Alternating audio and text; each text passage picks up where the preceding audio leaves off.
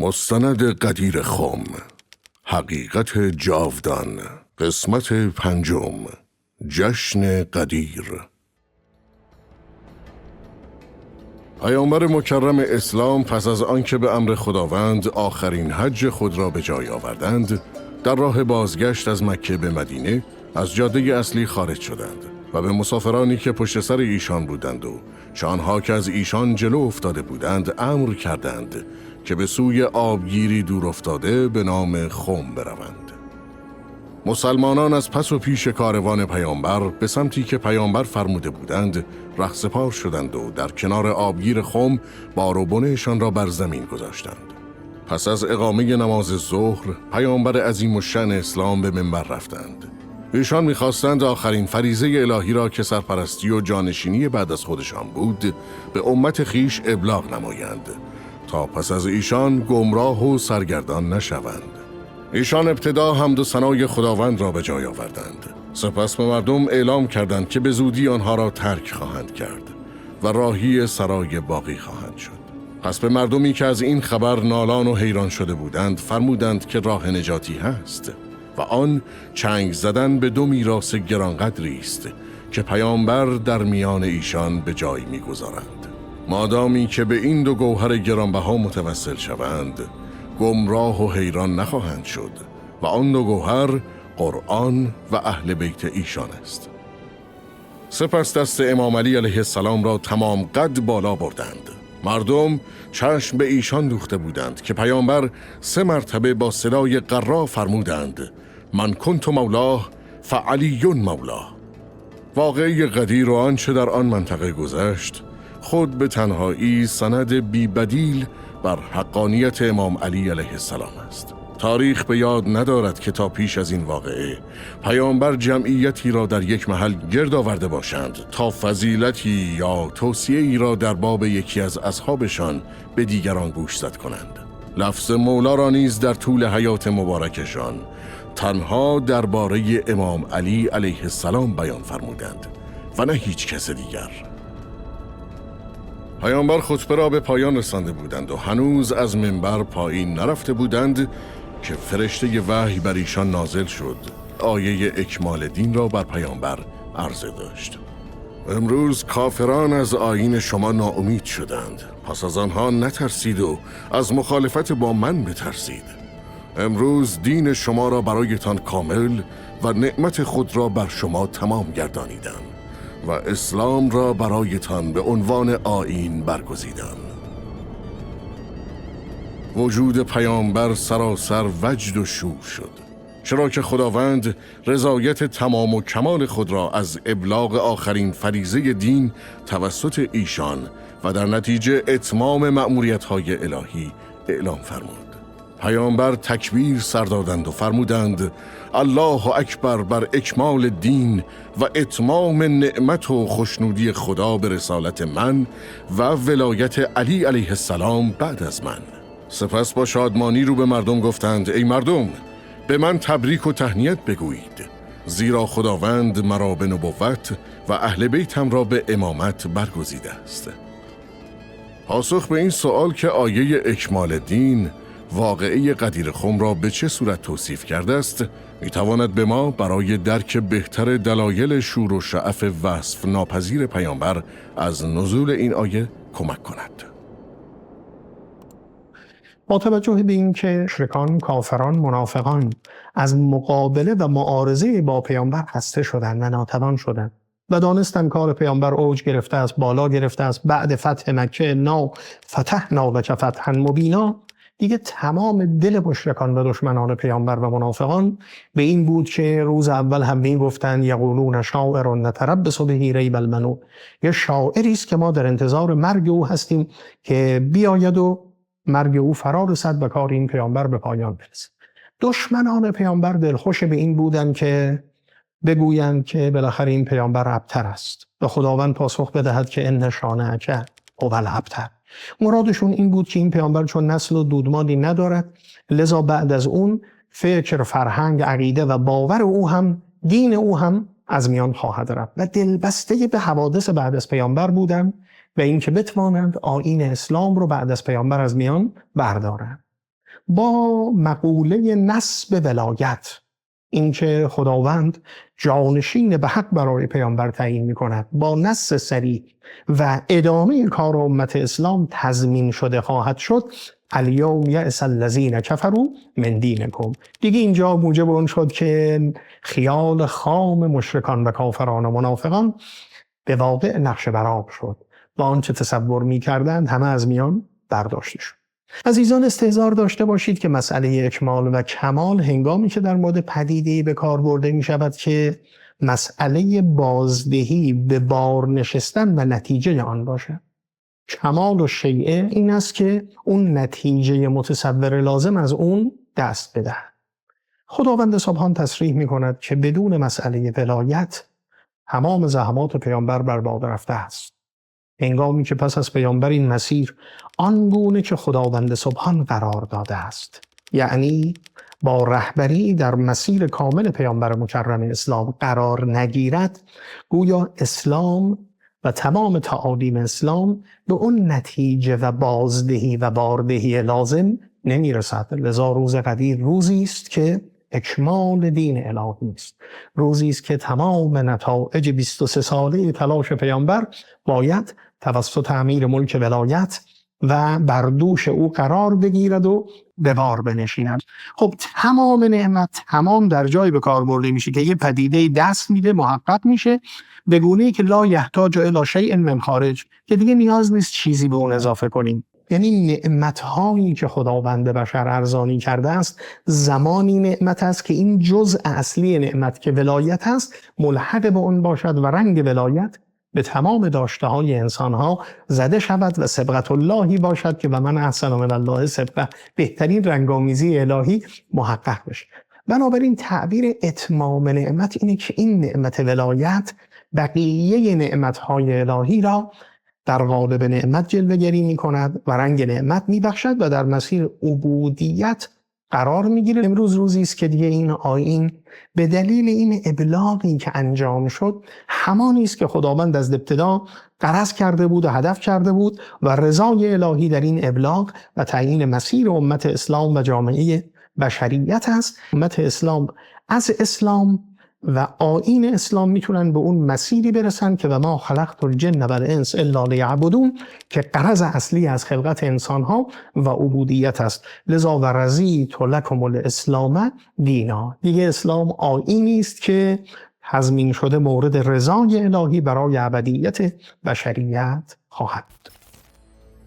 آری، شور و هیجان وصف ناپذیر پیامبر مکرم اسلام بی دلیل نبود. قدیر روز جشن و شادی است. روزی است که با تعیین و نصب جانشین پیامبر این آخرین و مهمترین فریضه الهی ابلاغ و دین اسلام کامل شد و پیامبر نیز از انجام مأموریت‌های پیاپی و نفسگیر در این سالهای پس از بعثت در بارگاه الهی روسپید و خشنود شدند. عدم آشنایی با شیوه قرآن در بیان مسائل مختلف ممکن است سؤالی را در ذهن ایجاد کند و آن اینکه چرا آیه اکمال دین در میان آیه 3 سوره مائده به صورت جمله معترضه آمده و نه به صورت یک آیه جداگانه؟ چرا قبل و بعد از این آیه در رابطه با احکام شکار صحبت می شود، به طوری که حذف این جمله معترضه خللی در معنای آیه ایجاد نمی کند؟ منکرین قدیر از این فرصت استفاده کرده و شأن نزول این آیه شریفه را نیز منکر شدند. اما پاسخ این سوال چیست؟ این نیز از شبهات نخنما شده است که کسانی که آشنایی حد اقلی با قرآن دارند نیز متوجه آن می شوند. اساساً به طور کلی سبک قرآن متفاوت از تألیفات بشری است. به طور کلی در کلام الهی ما می بینیم که قرآن نه نثر است نه نظم است، اما گاه از هر نظمی و شعری شعرتر و از هر نثری رساتر و دقیقتر است. سبک ویژه خودش رو قرآن دارد که این اختصاص به هیچ سبک ادبی در سبک شناسی نداره، حقیقتا نه در ادبیات عرب نه در ادبیات زبانهای دیگر. با همین سیاق آیات شریفه قرآن همین چنین است. گاه می‌بینیم در آیه از آیات قرآن ابتدای آیه در موضوعی است، میانه آن در موضوع دیگر و انتها حتی در موضوع دیگر. نمونه‌های آن رو بسیار در قرآن زیبا می‌بینیم. شما آیه زیبای سوره مبارکه یوسف رو میبینیم که در آیه 29 خطاب میکند که یوسف ها اعرض عن هذا. آغاز آیه این است که آیه یوسف اعراض کن از این موضوع، روی گردانی کن. اما یه مرتبه دنباله بس میاد و استغفری لذنبک، صیغه عوض میشه، صیغه مؤنث میاد، مخاطب مؤنث میشه و استغفری لذنبک انک کنت من الخاطئین. آغاز خطاب اولیه به یوسف است، اما از میانه ها یک بار روی گردانی میشه به طرف زلیخا و با این زن صحبت میشه و این سبکی است که اختصاص به خود قرآن داره. و اینکه ویژگی دیگری در آیات شریفه قرآن داریم، اون وجود جملات معترضه بسیار معنیدار با اغراض بسیار بلند و فاخر است. به عنوان نمونه اذا بدلنا آیة مکان آیه، هنگامی که ما یه آیه رو جایگزین آیه دیگری میکنیم، بعد یک باری میفهمد والله اعلم بما ینزل، خدا میداند، عالم است با آنچه نازل میکنه. قالوا انما انت مفتر، جمله والله اعلم بما ینزل جمله معترضه است، اینو برداریم، آیه این میشه اذا بدلنا آیة مکان آیة قالوا انما انت مفتر. وقتی آیه رو ما جایگزین میکنیم، این مشرکان میگویند تو افترا زننده هستی، بل اکثرهم لا یعلمون، اکثر اینها نمیدانند. اما این والله اعلم بما ینزل میشه جمله معترضه. آنی که در علم دانش معانی بیان از اون تعبیر به حشو میکنیم که گاه زیباترین شکل اون رو میگیم حشو ملیه. خب این سبکی است در قرآن که ما در لابلای آیات یه جملات معترضه داریم. این سنخ آیه 3 سوره مبارکه مائده از این جنس و گونه است. خداوند ابتدا رو در یه مسئله فقهی، میانه رو در یه مسئله کلامی و انتهای اون رو هم در یه مسئله فقهی قرار میده. نتیجه این میشه که یه جذابیت، به تعبیر روانشناسان یه تأثیر ادراک در متن، یعنی یه توجه فوق العاده به این جمله معترضه میشه و مجذوب می‌کند انسان رو به خود که مضمون آن چیست و تأثیر بسیار فزونتری داره از اینکه در یه آیه یک تواخ این موضوع مطرح بشه. پس این یک سبک و سیاق قرآن است. 2 موجب جذابیت و زیبایی بیشتر میشه. 3 جلب توجه میکند. 4 هم میتوان گفت که نوعاً یه شیء نفیس و یه گوهر گرانبها رو ابتداعاً به شکل معمول عرضه نمی کنن، بلکه این رو لابلای یه چیزی محفوف میکنن، به تعبیر عرب ها میپیچانن، نگاهداری میکنن که حفظ بشه. این حقیقت بلند ولایت رو خداوند در این آیه شریفه میان 2 بحث فقهی که در قرآن بسیار گفته میشه محفوظ و مصون نگه میدارد که یه صیانت بیشتری هم به آن ببخشد. پس از وفات پیامبر تا به امروز تلاش‌های بسیار زیادی برای انکار و انحراف واقعی قدیر صورت گرفته است. برخی منکر شأن نزول آیه اکمال دین برای واقعی قدیر خم می‌شوند و آن را مرتبط با شأن نزول سوره مائده و در ایام حج می‌دانند. بعضیا ممکن است به حسب ظاهر خیال کنند که اکملتو چون لفظ ماضی است بنابراین این خبر از گذشته میدهد، اما اولا خود کلمه الیوم در واقع این معنا را، معنای گذشتگی اکملتو رو به هم میزند، چون اگر مال گذشته بود دیگه احتیاجی به تعبیر الیوم ندارد. اما چرا برای الیوم در آیه اکمال دین نمیتوان معنایی غیر از روز قدیر متصور شد؟ چون سوره مائده است که در روز عرفه نازل شده است، بنابراین چون دوران ادای مناسک حج است، خیلی طبیعی است که اشاره به ضمن پرداخت مناسک حج، اعمال حج، این وعده الهی انجام بگیرد و از این که بعد پیغمبر اکرم در روز قدیر خطبه را فرمودند و در واقع مأموریتشون رو عملی کردند، معلوم می شود که پس اون وعده‌ای که خدا داده است به معنای این روز است، یعنی حدود 1 هفته بعد از نزول آیه اکملتو و به معنای ساکمل لکم دینکم، که البته به کار بردن لفظ ماضی به معنای آینده حالا آینده‌ای که حالا یه هفته طول بکشد یا کمتر یا بیشتر، این در معانی که یکی از علوم بلاغت عربی است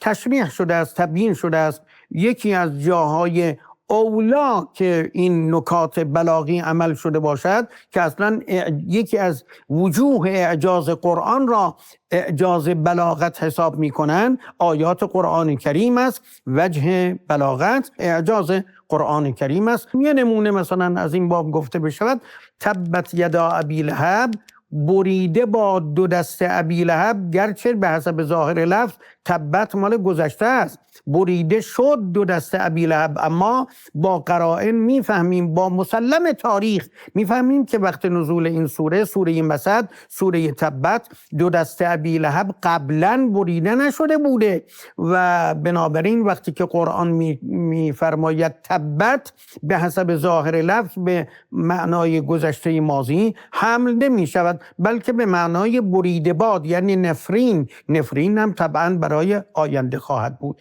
و امثال این در قرآن کم نیست، یکی دوتا نیست. برای هر انسان اهل تفکر و درایت روشن است که بیان چند حکم الهی در باب شکار و صید در آیه 3 سوره مائده نمیتواند دلیلی بر اکمال دین اسلام و رضایت خداوند از این دین مبین باشد. بدیهی و روشن است که اکمال دین چیزی نیست مگر آنچه در قدیر روی داد و وجود نورانی پیامبر را پر از حس شور و شعف کرد. پس از ادای خطبه پیامبر و نزول جبرئیل، حال زمان جشن و سرور بود. این روز امیرالمؤمنین شدن امام علی علیه السلام است. پیامبر چنان مسرور و شادمان بودند که عمامه سفید رنگ و ارزشمند خود به نام صحاب را که تنها در اعیاد و مناسبت‌های خاص می پوشیدند به عنوان تاج بر سر امیرالمؤمنین گذاشتند و به ایشان بخشیدند. این تاج به راستی برازنده حضرت امیر علیه السلام بود، چون تا چند صباح دیگر و پس از وفات پیامبر مکرم اسلام ایشان باید هدایت و رهبری امت را بر عهده می گرفتند تا همچون پیامبر نور هدایت و روشنی را به دلها بتابانند و امت را از کوره راه‌های غفلت و عصیان رهایی ببخشند. در مکان غدیر خم و در میان جشن و سرور، حسان ابن ثابت، شاعر مخصوص پیامبر، خود را به ایشان رساند و درخواست کرد شعری را که فی البداهه در وصف مناسبت غدیر سروده خدمت ایشان عرضه کند. در زمانی که شعر مهمترین ابزار تبلیغات و رسانه در جامعه عرب محسوب میشد و دارای تأثیرگذاری بالای اجتماعی بود، شعر حسان سرآغاز سرودن اشعار بیشماری در وصف واقعی غدیر خم شد. این شعر و اشعار سروده شده پس از آن سندهای تاریخی غیرقابل انکار دیگری بر حقانیت این واقعه و این روز مبارک است. همچنین این اشعار در جاودانگی این واقعه مبارک در تمامی طول تاریخ تأثیر شگرفی داشتند. ینادیهم یوم الغدیر نبیهم بخم و اسمع بالرسول منادیا فقال فمن مولاکم و نبیکم فقالوا ولم یبدو هناک التعامیا الهک مولانا و انت نبینا فلم تلق منا فی الولایت آسیا فقال له قم یا علی فاننی رضیتک من بعدی اماما و هادیا فمن کنت مولاه فهذا ولیه فکونوا له اتباع صدق موالیا هناک دعا اللهم وال ولیه و کن للذی عادی علیا معادیا. پیامبر بزرگوار در روز غدیر به مسلمانان ندا کرد و گفت: نبی و مولای شما کیست؟ بدون هیچ گونه درنگ و چشم پوشی گفتند: خداوند مولای ماست و تو پیامبر مایی و از ما هیچ گونه عصیانی در این زمینه نخواهی دید. پیامبر اکرم به علی فرمود: برخیز که تو بعد از من پیشوای این خلقی. هر که من مولای اویم، علی مولای اوست و بر شماست که به راستی پیرو او باشید. خداوندا دوستدار دوستان او باش و دشمن دشمنانش. پس از خواندن شعر پیامبر رو به حسان فرمودند: ای حسان، تا وقتی که از ما دفاع کنی مؤید به تاییدات روح القدس خواهی بود. گویا پیامبر با این تعریف و تمجید مشروط به حسان و دیگر افراد هشدار دادند که از راه صلاح و ثواب خارج نشوند. گویا پیامبر می دانستند که او نیز مانند بسیاری از مسلمانان از راه حق برخواهد گشت و به بیعت خود پشت خواهد کرد. بنابراین او را به طور مشروط تمجید می کنند و نه غیر مشروط. سالها سپری شد و دقیقاً 25 سال بعد در روز 18 ذوالحجه سال 35 هجری خلیفه سوم به قتل رسید. مردم از اشتباه و عصیان سالهای گذشته خود چنان پشیمان و متضرر شده بودند که به التماس نزد علی ابن ابی طالب آمدند. اظهار ندامت کردند و اصرار فراوان به ایشان کردند مبنی بر قبول خلافت. در این زمان حسان که از عطایای بی حد و حصر خلیفه مقتول بهره فراوانی برده بود، حاضر به بیعت با امیرالمؤمنین به عنوان خلیفه جدید نشد. سخن پیامبر درباره حسان به روشنی تعبیر شده بود. او دیگر از سوی روح القدس تایید و حمایت نشد و در نتیجه عاقبت به خیر نیز نگردید. در روز واقعی غدیر خم پس از سرور و مبارکباد به حضرت خاتم، حال نوبت به بیعت تک تک افراد حاضر در مکان غدیر خم با امام علی علیه السلام به عنوان امیرالمؤمنین رسیده بود. و چه زیبنده است نام امیری بر مؤمنان برای اولین مسلمان تاریخ و کسی که پیش و بیش از همه جان بر کف در حافظه تاریخ اسلام جان فشانی کرده و همیشه استوار بوده است. قطعاً کسی از سایر مسلمانان در فضیلت به پای او نمی رسد. به دستور پیامبر خیمه‌ای برپا کردند تا امیرالمؤمنین وارد آن شوند و همگان گروه گروه با ایشان بیعت کنند. بیعتی به معنای گردن نهادن مقابل حکم خداوند و رسول ایشان، مبنی بر پذیرش امام و هدایتگر پس از پیامبر. دستور پیامبر روشن و واضح بیان شد. همه بدون هیچ استثنایی بایستی با امام علی به عنوان امیرالمؤمنین بیعت کرده و به انتخاب او به عنوان جانشین پیامبر ملتزم بشوند.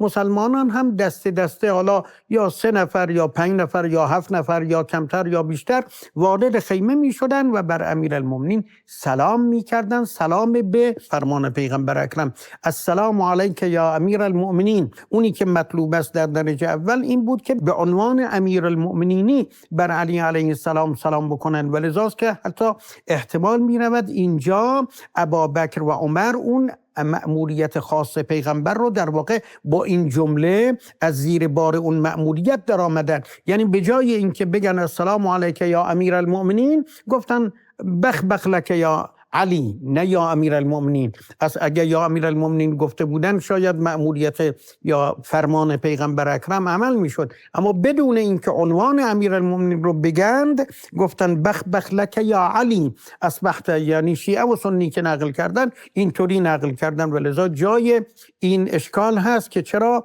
فرمان پیغمبر رو عمل نکردن. بالاخره بیعت به این کیفیت بوده است، نه اینکه 3 روز مونده باشن و همه مسلمانان بخوان یک یک دست بر دست امیرالمؤمنین زده باشن و بیعت کرده باشن. اونطوری نبوده است. یعنی هیچ دلیلی معتبر قابل قبول بر اون کیفیت نیست، و این خب یکی از اشکالاتی است که در اذهان بعضی‌ها هست و جوابش به همین کیفیت است. دستور پیامبر شامل زنان حاضر در غدیر خم نیز میشد. ایشان نیز باید به محضر امیرالمؤمنین وارد می شدند و با ایشان به عنوان امیرالمؤمنین بیعت می کردند. بیعتی که نشان از اهمیت واقعی رویداد داشت. بیشک مسئله امامت امر واجبی است که تبعیت از آن بر هر مسلمانی اعم از زن و مرد واجب است. برای زنان چادری در کنار چادر امیرالمؤمنین نصب کردن که به همون کیفیت بیعت پیغمبر اکرم با زنان در فتح مکه که اون منصوص در اخبار تاریخی نقل شده است، یه تشتی را آب کردن و پیغمبر دستشون رو در اون آبهای اون تشت گذاشتن که این یه خورده اشاره علمی هم دارد که آب هادی است، عایق نیست از الکتریسته برق، ولذاست که پیغمبر دستشون رو کردن تو اون آب و زنان دستشون رو تو آب اون طرف دیگر تشت میکردن. یه همچین وضعیتی هم برای بیعت امیرالمؤمنین را انداختن. بیعت با امیرالمؤمنین علی علیه السلام بیش از 1 شبانه روز به طول انجامید. پس از آنکه همگان اعم از مرد و زن بیعت کردند، کاروان عظیم مسلمانان خیمه ها و بار و بنه خود را جمع کردند، به جاده اصلی برگشتند و مسیر طبیعی خود به سوی مدینه را پی گرفتند. این حج سفر پرماجرایی برای مسافران مدینه بود. پیامبر ایشان را از خانه و کاشانهشان فرا خوانده بود تا با آب زمزم خود را تطهیر کنند و همگی بر گرد خانه خدا واحد و یکپارچه شوند و سپس دست خضوع و تبعیت به سوی امام و پیشوای خود دراز کنند.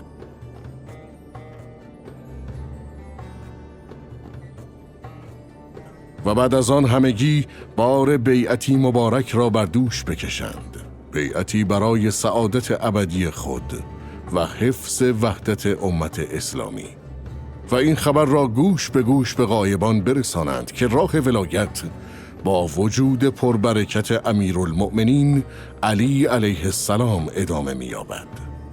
مردم به سوی شهر و دیار خود رفتند، ولی آبگیر قدیر به فراموشی سپرده نشد. این مکان به برکت حضور پیامبر و امیرالمؤمنین و عهد و میثاقی حیات بخش مبارک و مقدس شد.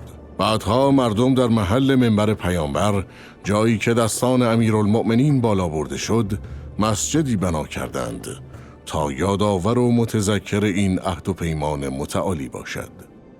پس از وفات پیامبر مکرم اسلام، زمانی که انتظار می‌رفت جامعه اسلامی به سوی امیرالمؤمنین بشتابند و از نور وجود این حضرت تسکین پیدا کنند، اتفاق دیگری رقم خورد. کینه‌جویانی راه سعادت امت اسلامی را بستند و مردم را به مخالفت با علی ابن ابی طالب واداشتند.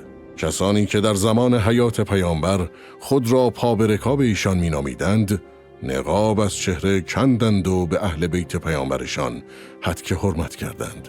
سخن حق را بر زمین نهادند و رهبری امت را از خاندان رسالت دزدیدند. امیرالمؤمنین گرچه خانه نشین شدند و از تدبیر امور امت جدا افتادند، ولی همچنان خاری در چشم قاسبان بودند. آنها از هیچ فرصتی برای پاک کردن حافظه مردم از واقعه قدیر دریغ نکردند. بنای مسجد مقدس ساخته شده در قدیر خم بارها و بارها در طول تاریخ مورد تخریب دشمنان امیرالمؤمنین قرار گرفت، ولی هر بار مجدد توسط محبین اهل بیت و امیرالمؤمنین تجدید بنا شد. این وضعیت تا زمان فعلی ادامه پیدا کرده، به طوری که دیگر نه اثری از مسجد مقدس قدیر خم و نه اثری از آبگیر خشکانده شده آن در نقشه های جغرافیایی وجود ندارد. سوال اینجاست که آیا حذف جغرافیای قدیر خم جز با این هدف بوده که اصل فرمایش و خطبه پیامبر در این سرزمین به فراموشی سپرده شود؟ ولی چه کور چشم و چه کم مقدار بودند.